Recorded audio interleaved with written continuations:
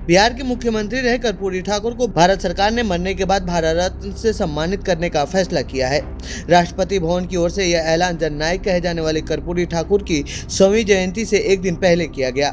कर्पूरी ठाकुर का जन्म 24 जनवरी 1924 को समस्तीपुर के पितौंझिया यानी अब के कर्पूरी ग्राम में हुआ था।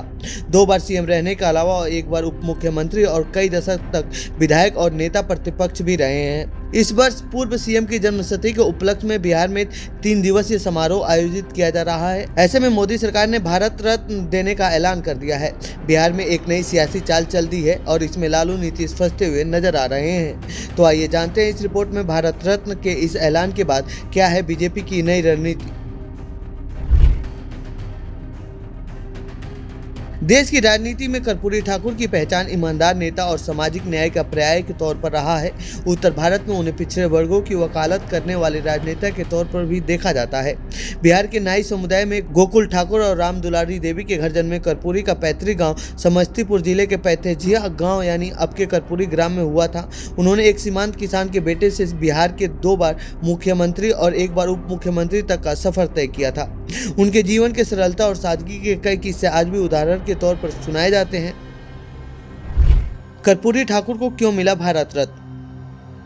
साल 1970 के दशक में बिहार के मुख्यमंत्री के रूप में उनका कार्यकाल अभूतपूर्व रहा था। खासकर समाज के वंचित वर्गों के लिए दिल से समाजवादी कर्पूरी ठाकुर अपने छात्र जीवन के दौरान राष्ट्रवादी विचारों से प्रभावित थे और बाद में वो ऑल इंडिया स्टूडेंट फेडरेशन में शामिल हो गए। उनकी राजनीतिक विचारधारा द्वारा आगे आकार दिया गया, जिसने निचली जातियों को सशक्त बनाने पर जोर दिया था। आरजेडी जेडीयू कर्पूरी ठाकुर के लिए क्यों मांग कर रही थी भारत रत्न? साल 2019 के लोकसभा चुनाव के बाद से उन्हें भारत रत्न देने की मांग उठ रही थी। बिहार में पिछड़ों की राजनीति करने वाली जेडीयू और आरजेडी अक्सर कर्पूरी ठाकुर को पिछड़ा का नेता बताकर राजनीतिक फायदा उठाती रही हैं और भारत रत्न की मांग भी करती रही हैं। बीजेपी ने मास्टर स्ट्रोक खेलते हुए लोकसभा चुनाव से पहले उन्हें भारत रत्न देने का ऐलान कर दिया है। इससे अब बिहार में अति पिछड़े वोटरों पर अपना प्रभाव डाल सकेगी और आरजेडी जेडीयू का राजनीतिक मुद्दा भी एक तरह से खत्म हो जाएगा।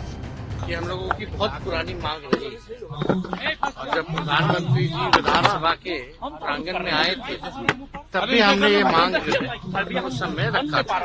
तो बड़ी खुशी की बात है कि जो शोषित वंचित समाज के जो सबसे बड़े पैरोकार जो थे बिहार के पूर्व मुख्यमंत्री बड़े समाजवादी नेता स्वर्गीय कर्पूरी ठाकुर जी को भारत रत्न जो है मिला है, तो इससे बहुत ही खुशी की बात है। मेरा सौभाग्य कि मुझे कम उम्र में ही उनका सानिध्य मिला।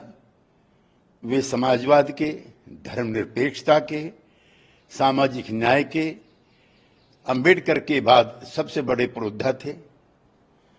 उन्होंने बिहार में आरक्षण के अंदर आरक्षण की प्रक्रिया को तेज करके महिला और उच्च वर्ग के गरीब लोगों का भी आरक्षण सुनिश्चित करके देश को एक नई दिशा दी। उनको हम बार बार नमन करते हैं। तो ये थी कर्पूरी ठाकुर को भारत रत्न दिए जाने से जुड़ी हमारी रिपोर्ट। आपको कैसी लगी यह रिपोर्ट कमेंट बॉक्स में बताएं। साथ ही इस पूरे मामले पर आप क्या कहना चाहते हैं कमेंट बॉक्स में लिखें। बाकी देश दुनिया की खबरों के लिए बने रहिए जनसत्ता के साथ। धन्यवाद।